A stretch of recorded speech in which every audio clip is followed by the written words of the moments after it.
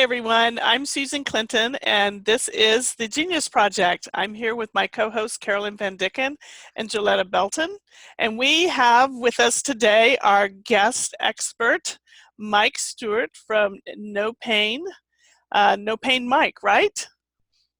That's me. That's what they call me, apparently. We did an intro last month about the topics that we're going to touch on today, and we're grateful that Mike has been able to share his time with us and provide this expertise in these many subjects around education and pain. And Carolyn, if you'll introduce our wonderful guest here, we'll get the ball rolling. Super. Thanks, Susan. Well, first of all, thanks, Mike, so much for joining us and for sharing with us your knowledge and expertise on not only pain education, but also just education in general as physiotherapists and how do we become better educators. So just a little background about Mike. Mike is a physiotherapist, researcher, and visiting university lecturer with over 20 years experience of helping people to overcome pain. Mike is a dedicated practice-based educator who is passionate about providing evidence-based education to a wide variety of healthcare professionals. He teaches across elite sports and is an advisor on pain management to the International Olympic Committee. Mike, I did not know that. That's impressive. Mike has a master's degree in education and is planning a PhD focusing on pain and communication. His published work has received international praise from the leading names in neuroscience. And I have followed Mike's work for quite a while and was really privileged to actually learn from him at the San Diego Pain Summit a couple years ago. And I'm really looking forward to what Mike has to share with us today. Thanks. It's a pleasure. Thanks for inviting me on. I really enjoyed your first conversation. I listened to it on the way home from teaching in Sweden, which was very cold. I'm now back in the UK. It feels like I'm in the tropics. Well, I won't tell you in Canada that we have 3 feet of snow and it's been minus 20. So there you go. It wasn't that cold. No. It wasn't that cold. Yeah, we've had a cold winter for sure. Great. Well, and speaking of you listening to that earlier podcast, on that we talked about patient expectations around education and some of the fears that some clinicians might have, or some patients might have too, that education might come off as pain is all in their head and that it might be dismissive. And I think I had mentioned that oftentimes how it can come off in care is just the patient coming in with their narrative and then it's just replaced by a clinical narrative or a medical narrative, right, rather than it coming to like a shared understanding. And I was wondering if you had some things you would like to talk about in regards to that. Definitely. I was delighted that this was the first conversation that you all had together in the last episode, because I think it's the question of our time. It's the challenge of our time, certainly. I seem to repeatedly encounter clinicians around the world when I'm teaching who they'll tell me stories about how they wanted to move towards pain science. They wanted to move towards this more holistic, humanistic approach of healthcare. But they then had such a terrible experience when they tried to do it. You know, they tried to actually apply their learning in practice with somebody who was in distress. And the person in front of them reacted angrily. Are you saying this is all in my head? And they get so frightened by that experience that it brings them back to doing the traditional stuff that they're more confident with, the massage, the machines, that's such a shame. So I seem to encounter lots of people who they don't have the skills for this stuff. Judy Foreman is a health journalist. She wrote a book called A Nation in Pain. She spent 4 years interviewing over 400 clinicians and researchers and people who live with pain. And I always am reminded of her conclusion, which was there's an appalling mismatch between what people in pain need and what clinicians are trained to do. And I think you touched on this last time, that idea of the perseverance loop. Patients get trapped in this loop and it's not what they want, but it's what we're trained to do. So maybe there's an argument for saying it's not our fault as clinicians, it's the fault of our training. There's a training gap. Yeah. So, I think it's a really important question. I think often the first question I always ask people is, how do you feel when your patient says, are you saying it's all in my head? And generally speaking, people feel like they've done a really poor job, that they haven't provided empathy. There's no clinical companionship. There's no therapeutic alliance. I wanted to help this person, but now they think that I don't believe them. I then tend to ask people, well, how do you react to that question? What do you do?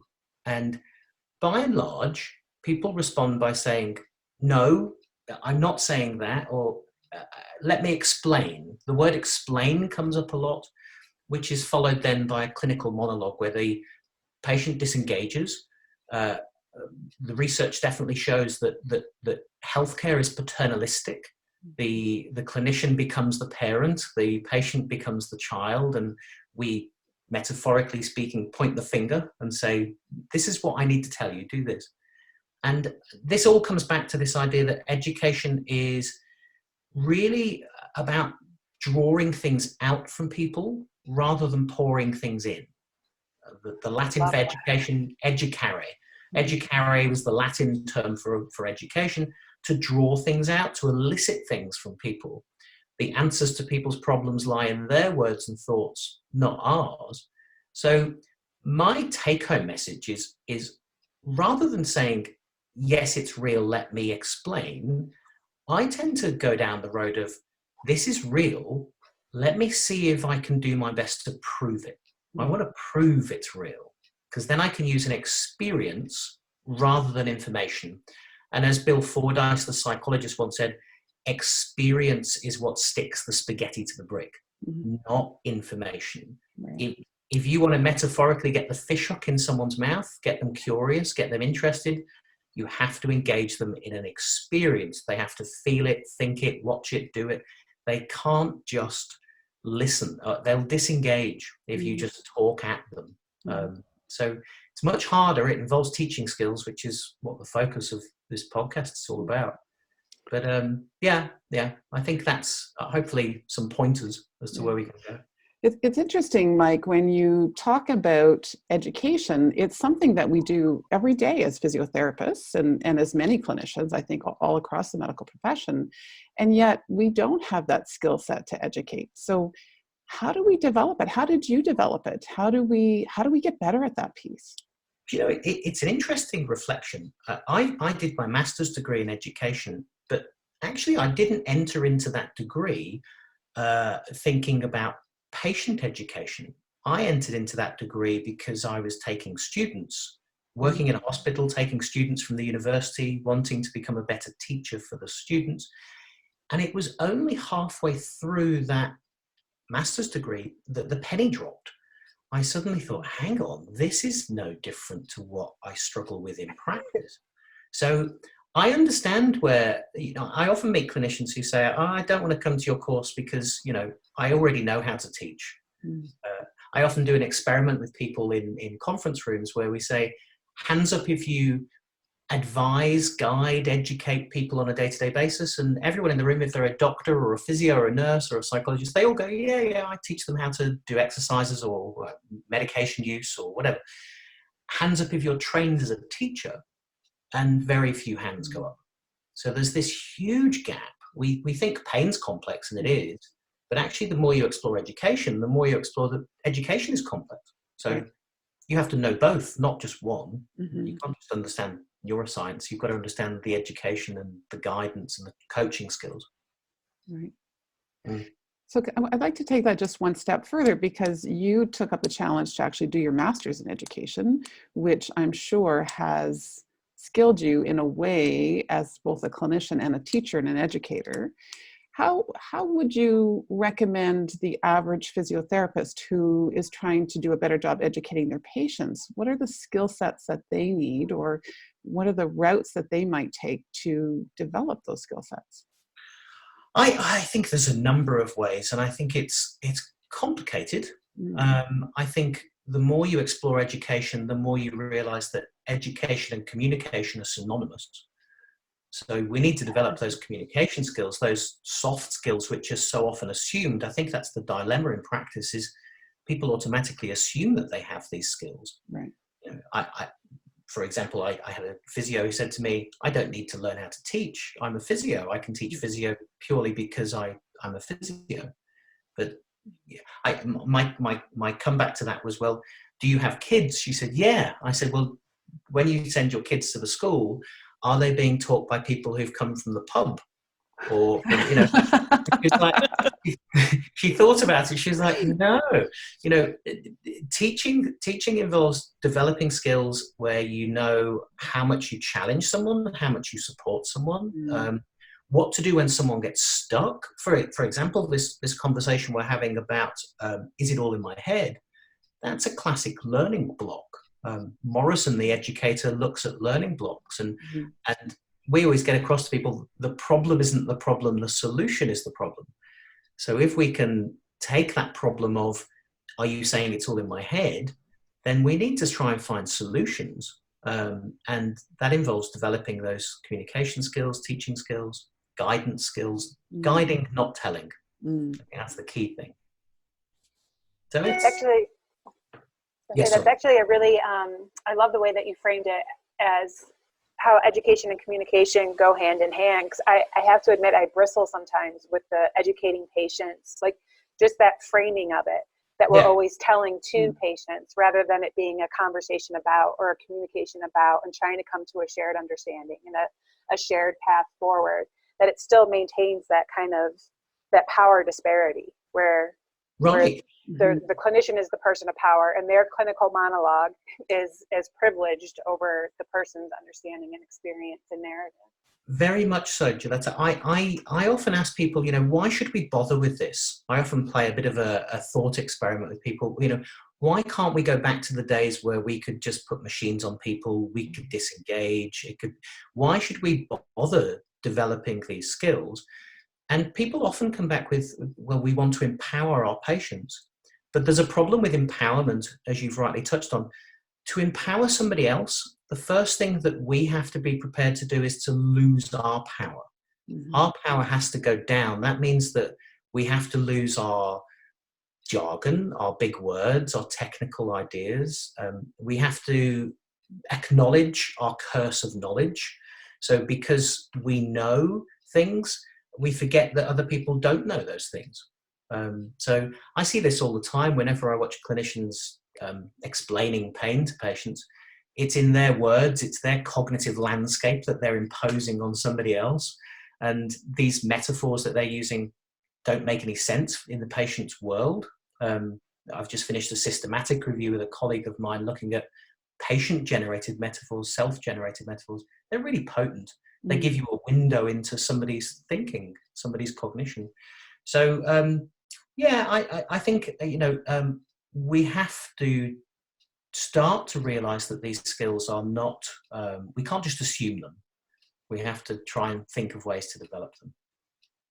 And I think those are great points. And I just would like to just, for a clinical point of view for the listeners out there who are clinicians, you know, if we're talking about, what do you mean this is all in my head, or this is not all in my head, or when we run into that barrier, do you think it's fair for somebody to actually, as a clinician, when we're trying to, you know, bring up the patient's point of view and what they're thinking and what those powerful metaphors are they have, and get curious and ask them, when you say it's all in your head, what does that mean? Yeah, what does it mean to you? So people can have kind of a point, like a jump off point, like that's a prime time to engage somebody when you hit the barriers. Yeah, what do you mean by that? Usually it's a case of, well, you know, how does it make you feel? Yeah, all of those kinds of things. I get that whole gamut out. And the reason that I'm bringing that up is because for clinicians, there's a lot of personal investment in their own discipline. You know, they've spent a lot of money and a lot of time and a lot of work becoming the clinician that they are. And, you know, this is, they want to empower their patients. They don't know how, is what we're hearing from you now with your asking those questions of clinicians when they run into that. Can you talk just a little bit about how to challenge the clinicians' own belief systems to disengage from those so that they can really begin to do what Joletta so expertly calls a shared discussion or the shared narrative, right? Rather than the need to just, I know best, I'm just going to tell you what to do. It's just easier. Just do what I say. Do what I say. I think pour all those things in. It's like a copy and paste method, isn't it? I'll talk. You know, I always ask people on courses, what's your wish? Why did you attend this course? What do you want? And I've had quite a few times where people say, I want to record my perfect 20 minutes of pain education on a dictaphone. And when every patient comes in, I just press the play button and say, I'll go and get you a coffee, which that, again, is a fundamental flaw within education in clinical practice, which is it's recipe-based, it's formulaic. You know, what I do with Barbara is the same thing that I do with Bob. I run through my script in my head. And it's a real problem because Bullington, the researcher, once said, to encounter another human is to encounter another world. So every time you meet someone, of course, we know this, n equals 1. So we always get across the need for serious playfulness, to be adaptable, to be flexible. I often begin conversations with patients by saying, do you mind if we try something? A great question to pique curiosity. Do you mind if we try something? Do you mind if we get a bit weird? You know, we know that humor is an important part of it makes things better. Frankel Levinson found that communication and clinical outcomes are better with some humor, rather than, as one patient said to me, thank God this group that I did was not a pity party like the rest. There's some light in there. So yeah, it's complex. I think, speaking of complex, I always tend to think that I feel rubbish at my job. I'm one of these people who's saddled with this imposter syndrome, where I'm constantly waiting for somebody to tap me on the shoulder and tell me to go and do another job instead. So I'm always on the lookout for people to help me. And I found in a podcast from the BBC, it was a podcast with Stephen Hawking, Professor Stephen Hawking, the astrophysicist. Yeah. And the interviewer said to him, why did you not go into healthcare like your father? Your father was a doctor. Why did you not do that?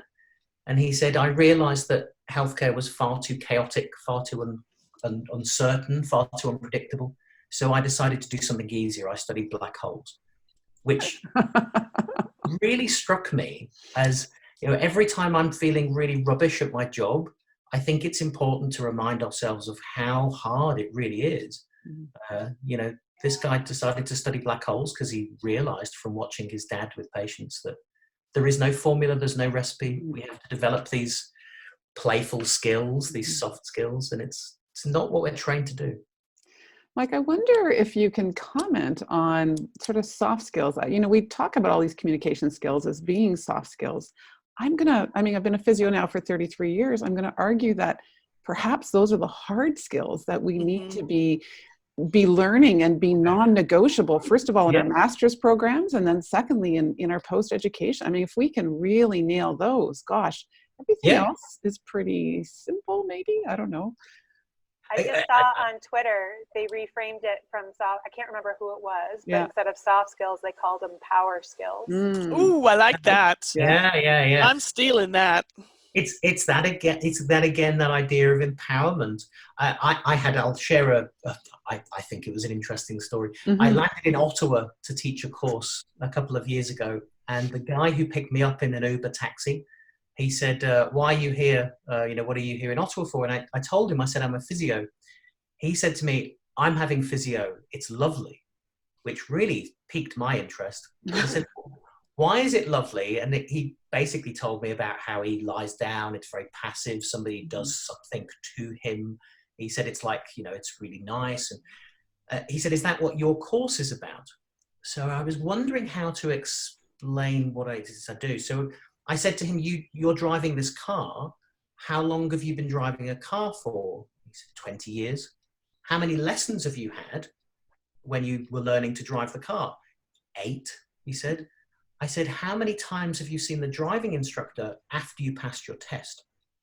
And he looked at me and said, I don't need the driving instructor. I know how to drive the car. I've got control of this, which is, again, self-efficacy. Right. We often have patients who say, thanks for giving me the steering wheel, which is what you said in the first episode, Gilletta, having things on hold, you know, gaining control. It's I think empowerment, maybe we can learn from driving instructors. Driving instructors are great at empowerment. Yeah. Yeah. Absolutely. And driving is a complex skill, really, right? I mean, and every day, but every day you go back and practice, every day you do it again. And at some point, you don't even think of it as practice. It's just a skill that you have down pat. Yeah. But then we drive in a challenging situation, a snowstorm, an ice storm, heavy traffic, and we have to go back to those basic skills. And thankfully, we've been taught those basic skills so we can apply it to a new situation. Yeah, yeah. Right? And I think this is often an advantage. I often see people who I've seen 5 years ago, they've learned the ropes, they've learned sort of how pain works in their own words, in their own meaning. And then when they come back with something else, they come back with an acute sprained ankle, and it's there. It's all embedded within the system. So it's liberating, because all of a sudden you now can cope with other experiences of pain in the future. Right. Right. Which is like the driver coping with different cars or different. Yeah. That's a great metaphor, Mike. And so talking about metaphors, we know that there's some good evidence that metaphors help our patients understand more complex information. How do we better utilize metaphors in our practice? And are they our metaphors? Are they our patients' metaphors? How do we listen for those and really utilize those better? Well, I've been doing some research in metaphors now for some time, and again, like education, the more you start to explore metaphors, the more complex things become. But I think the more I work with metaphors, the more I'm starting to move away from clinician-based metaphors and looking at self-generated patient metaphors. I'm constantly trying to get people to think about how do they view this in their own mind. Metaphors have an equation, a mathematical equation: X equals Y. So metaphors have been used in art for years. They were often seen as a very artistic thing. So it was seen as being creative, which was not a scientific idea. But actually in science has a long history of using metaphors. Newton and the falling apple, gravitational pull. So Max Planck, for example, was he originally came up with quantum theory by playing his cello. The vibration of his cello strings represented the vibration of electron orbits. Weird. Wow, So that's beautiful. Yeah, I love this. So this notion that sort of art and science are different is not necessarily so much. Creativity plays a huge role in what we do as scientists, as clinicians.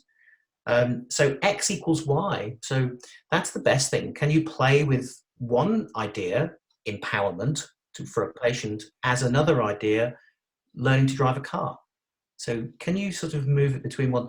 But I think the most important thing that I teach people these days is how to get better at listening for your patient's metaphors and guiding them through their own metaphor rather than your metaphor. Can you give us an example of that, Mike? Yeah. So, for example, as a physio, a classic, maybe this happens in the States, in Canada as well, we often see people who you say, did you have a try of those exercises? No, I've had way too much on my plate. Or, for example, last week I saw somebody who said, my life used to be really good, but I've fallen down this waterfall and I can't climb back up. My previous life was up at the top of the waterfall. Every time I climb back up, I fall back down. My advice there would be, if your friend, what I first say is, I'm really interested in what you've just said. Do you mind if we try something?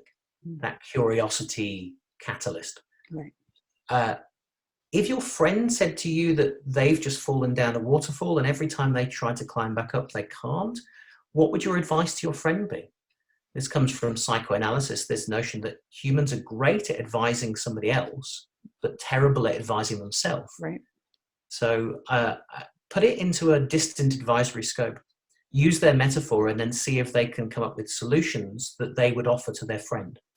And often through those solutions, you're starting to plant seeds for behavioral change, for cognitive dissonance, starting to think of different ways to find a solution. For example, this patient said, well, I've tried to climb the waterfall like 20 times. Maybe I'd advise my friend to walk away from the waterfall and to find another path up. And we often draw these things. So we use a drawing to collaborate together. and she drew this path through the forest, and and then what's this through the forest? Well, this was the dead end where I went down that road of massage for 3 years. Okay, let's pull out the dead end. Journey metaphors are great. Reesfield and Wilson said that journey metaphors provide people with an optimistic cognitive reconstruction. Right. There's a light at the end of the tunnel. There's a destination, isn't there? Yeah, exactly. Yeah. So the biggest take-home message there is listen for your patient's metaphors rather than imposing your own on them. Yeah. And then be curious and ask for permission to explore, to play, to have fun, right? I mean, that's very much not something. It's not something we do that well, I would say, as physios. We're pretty type A and pretty driven to the outcome versus, what's this journey going to lead us to, really, right? It's a bit uncertain. Just one interesting reflection whilst we're talking about this. I often teach that concept, that idea, when I'm teaching courses. And usually I give clinicians a scale of 0 to 5. I say 0 is really easy. I could do this concept with my patients next week. 5 is really hard. I don't think I could achieve this. Most clinicians, particularly physios, tend to go for 4 or 5. It's very hard. They often say, but I get it, Mike. I listen for their metaphor, but now what? Now how do I fix this problem? It's the physio wanting to fix rather than recognizing the therapy in listening, But I had a really interesting experience when I once taught in Australia. I taught a group of people who, none of them were clinicians. They were all working in an insurance company. So I thought, if clinicians find this hard, 4 or 5, these people working in an insurance company without any clinical skills would find it even harder, surely. The metaphor would be they took like a duck to water. I could see as they were doing it that it was so easy for them. So that really led to an interesting reflection, which is maybe it's our training that acts as like a handbrake. If we come back to the driving metaphors, maybe our training stops us because we say, this isn't physio. This is a psychologist's job. Right. Yeah. And we hear that all the time, right? And when I teach a psychologically informed course and look at a framework for that, the first question I get is, but is this my scope? Right? Is the college going to come down on me because I'm talking to my patients about their feelings? And right. And so you're right. It's something very uncomfortable for us because it's very foreign to how we've been trained. Yeah, exactly. I explore the word. I do this with students at university. We always say we start with what is physiotherapy, and sometimes we spend like 5 hours exploring that. What is that word? What does it involve? Physio, and they say, well, exercise and movement and things, and physical things, biomedical things. And then you say, okay, well, fine. Therapy. Define the borders of therapy. Where does therapy start and end? So, for example, if we're talking metaphors and drawing things out from people, I sometimes ask people if I'm struggling to read them, if they're a bit of a closed book. People find it hard to talk when they're in pain. I often say, do you mind if we try something? If your pain was a song, which song would it be? Could you think about that and come back next week? And when they choose the song, what you recognize is that song lyrics are metaphors put to music. Joni Mitchell once said that songs are like tattoos. They stay with you for life. So you have an experience that now it's like a slippery slope for further narrative. I can use those metaphors, those lyrics to say, well, why did you talk like this? Why did you say your body is a cage, but your mind holds the key? Was one song that was chosen. So the answers again lie inside them. What we have to do is to draw them out and facilitate those ideas. So you're really creating opportunities for discussion that are then, as Joletta would like to say, led by the patient and not by the therapist. We're really just facilitating that conversation and self-discovery. That's it. Right? And I think practice becomes easier when you do that. Initially, it's harder because you have to step back from your training and what your perceptions of your job have been. So that's hard because you have to change, and change is not easy. No. We always do this physical experiment with patients that, if you put your hands together like this, and then if you do it the other way, it doesn't feel very natural. But if you keep doing it for a while, you forget which one was natural. yeah, you can do Yeah. this. Yeah. So, you start to, change is difficult, but it becomes easier over time. I forgot where I was going now. We were talking Talking about about journey and their own discovery and not being too prescriptive. Oh, my brain's gone blank. That's okay. I'm glad it love doesn't. that you brought up though that change is hard and that it's hard for clinicians too, because I think that bit often gets missed. There's a lot of frustration when patients don't change or don't do the things that clinicians want them to do. And clinicians are human too, and they get all of this information and they have difficulty implementing it too, because change is hard. And I think that shows that we're all human, that we all have these same challenges. And you've just switched my brain back on, Gilletta. Perfect. I remembered the point I was going to make, which was, yes, change is hard, and I think it gets easier the more you do it. Nerves that fire together, wire together, all that sort of thing. But the other thing is, I often meet clinicians who they seem quite frazzled. They seem like they're burning out. They're working too hard. They're putting too much energy in with every patient. They're seeing somebody at 8, 8:30, 9, 9:30, and they're pouring all this information and all this energy into the patient who, let's face it, is disengaged. The evidence shows they're remembering, 7% at most. So it's going in one ear and out the other. So I think if you develop your teaching skills, you suddenly realize that you have more energy. So then because you have more energy, you have more compassion. You work less hard, and you gradually get people to work. They work harder. The patient works harder, you work less hard. I often say to clinicians, does that sound good? Do you want to work less hard? Yeah. Yes, of course. Yeah. So let's wrap up with just a little conversation around self-efficacy. We know from a lot of the research that self-efficacy is highly predictive of who will do well in therapy and who won't. And so that's something that we are continually trying to challenge with our patients and encourage and upskill them. But where does that line come sometimes, Mike, with sort of developing self-efficacy between how much to support them and then how much to challenge them? That can be a difficult place to live, I think. Really hard. And I think, again, in education, I often think of these educational theories a little bit like understanding anatomy. If you understand the educational theory, you understand what's happening under the skin. I get across to physios often. Imagine trying to do manual therapy with having no knowledge of anatomy. So if you understand the theories of challenge and support, for example, you understand why patients sometimes get stuck, or why they call us physioterrorists. They say, oh my God, they're horrible. They told me to do too much, or they made me really dependent. For example, if you offer somebody too much support and not enough challenge, they very quickly become dependent upon you. It's disempowering. I meet patients often who say, I've seen my physio twice a week for 10 years. I make them cakes. I know their kids. We've developed this relationship, but I'm not getting anywhere. It's not leading to, empowerment. And that then becomes really hard for that patient, because they've then got to break that relationship up, which is a really difficult thing to do. Right. So too much support, not enough challenge, cuddle therapy, essentially, caring too much. That's not good. But equally, the worst of all is too much challenge and not enough support. Right.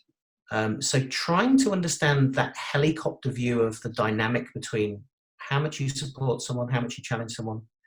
Albert Bandura, the psychologist, once said, people who approach tasks as challenges to be mastered rather than threats to be avoided will step outside their comfort zone. So if the patient knows that you're going to support them through that process, not too much that you make them dependent, but enough to make them curious to do it themselves, you can develop self-efficacy resilience. So it's understanding that very fine balance between how much you challenge, how much you support. And we started with curiosity and we're ending with curiosity, really. And so I think as clinicians, we've wanted sort of answers and a very solution-oriented kind of approach.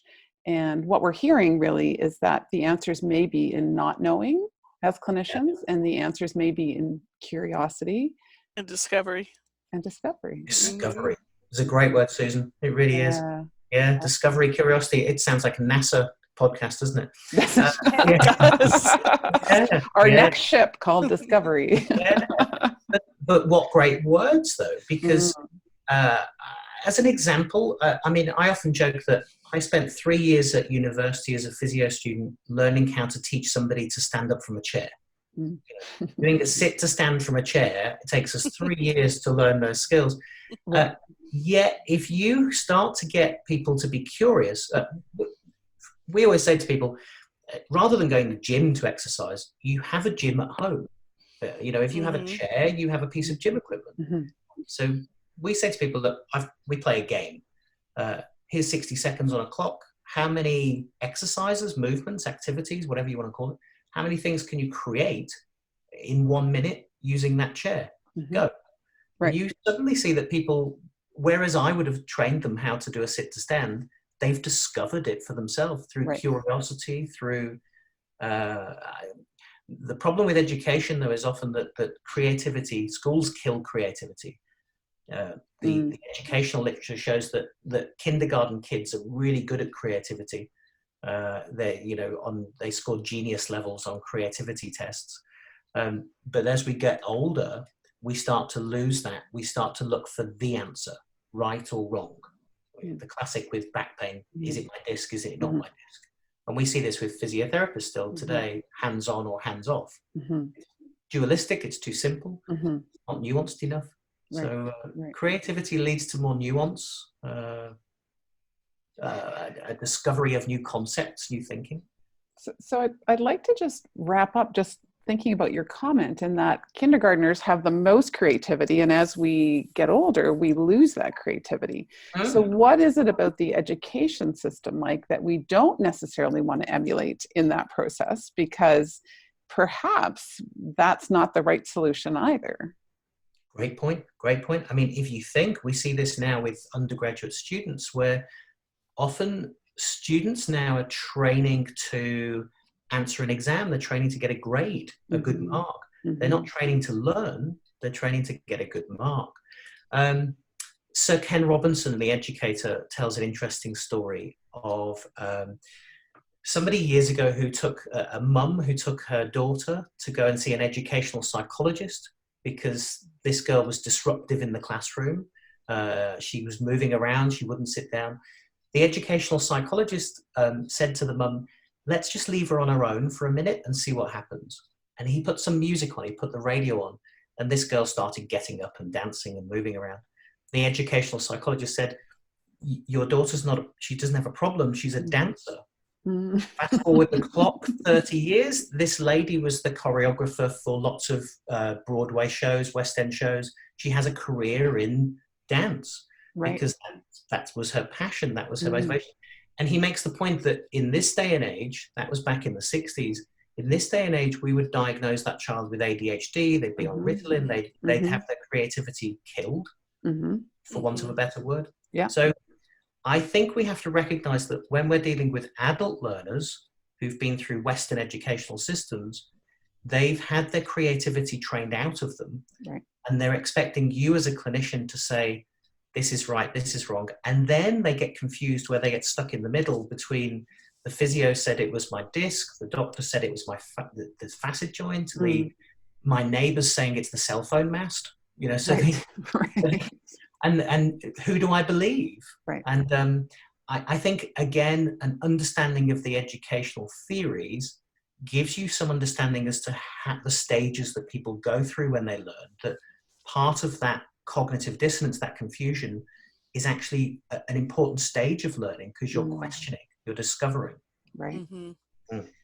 So instead of seeing that as a problem and a reason to avoid educating patients, see it as an opportunity to say, I've hit the first opportunity or understanding for this patient that their core belief is something that is challenged by what I am trying to share with them. And therefore we need to take a step back and do as Joletta says and really look at their story and co-create this narrative instead of just pouring more information into them, right? And to add to that, you know, we don't just learn from experience, we learn from reflecting on experience. Mm-hmm. So if you can get people to, I think you touched on this in the last episode about that idea of, well, is it any different now? What if we change this? The consumer, I think we called it the consumer comparison. Yeah. Yeah. What you're really doing there is you're saying, reflect on the experience you just had. Yeah. What does this mean for you? Right. So driving curiosity means that sometimes you're going to drive confusion. The question is, as an educator, can you develop skills to bring people beyond that stage 2 learning, which is confusion? We go from black and white, stage 1, disc, not disc. Then we enter into this confused state. Is it the disc? Is it the joint? Is it the cell phone mast? Then we enter into stage 3, which is this acceptance that who you see is what you get. Maybe there isn't one clear-cut answer. Maybe it's more nuanced, more complex. And then you're confident you can drive it yourself. You know what to do. You're empowered. So there's a sort of linear process that takes place. Awesome. Well, thank you, Mike, so much. Susan, do you want to wrap up and just share your thoughts and tell us when we can chat with Mike again in the near future? So let's see. I don't have my calendar up. I believe we're doing 20th. Yeah, it's the 20th, a Friday night. And I want to say it's 7 p.m. Yeah, for everyone who's listening, we are going to have Mike back with us at 7 p.m. Eastern Time. That's in the United States Eastern Time. So trying to find a time that works for everybody is very challenging across time zones. But this is a live call, and Mike will be here to answer any of your questions or engage into any discussion you want to engage in. So I will be putting a link out along with this podcast. When we put it on, it'll have the link, and then we'll also have the Zoom link on it too. So you can sign up on our website and come on in and be part of the discussion. Yeah. I have to say, for the next podcast, it's midnight my time on a Friday night. So, so if I have a Jack Daniels and Coke, then please forgive me, because we'll just go long. I'll join you. It'll be 5 o'clock here. Yeah, that's acceptable. 5 o'clock somewhere. Yeah. Friday, perfect. It's always Jack time. Yeah. Oh, that's great. That's wonderful. Thank you so much for sharing your time, your energy, and your thoughts. It's greatly appreciated. I think there are some absolutely brilliant jewels that just came out of this very short discussion. I could sit here and talk about this stuff for days and days and days, but I think we actually kind of hit on some very important things, and maybe even gave people some real ideas about how to start to get a little bit more creative around patient barriers. And I think that will be very helpful for people. Yeah, I think that the final thing that I would say, and I always say, the last thing I say whenever I finish a course to people is, have fun. Mm-hmm. If you're not having fun, then they're not having fun. And if you're not being curious, they're not being curious. So it should be fun. It's very easy with this pain stuff to start going down very dark, pessimistic roads. And I think it's important to sort of, as we say, the problem isn't the problem, the solution is the problem. And in healthcare, we are very, very good at training on telling people about problems. We're not very good at focusing on solutions. So, it's interesting. One last comment as well is, I no longer create problem lists with my patients. I create opportunities. Right? So how many opportunities do we have to change your nervous system here? Right? So let's look at those. Exactly. So. Mike, thank you so much. Joletta and Susan, thank you. It was great to chat for the last 45 minutes. And we look forward to the 20th when we get a chance to chat with Mike again. All right. Pleasure. Bye, everybody. Bye. Thank you. Bye. Bye. Bye.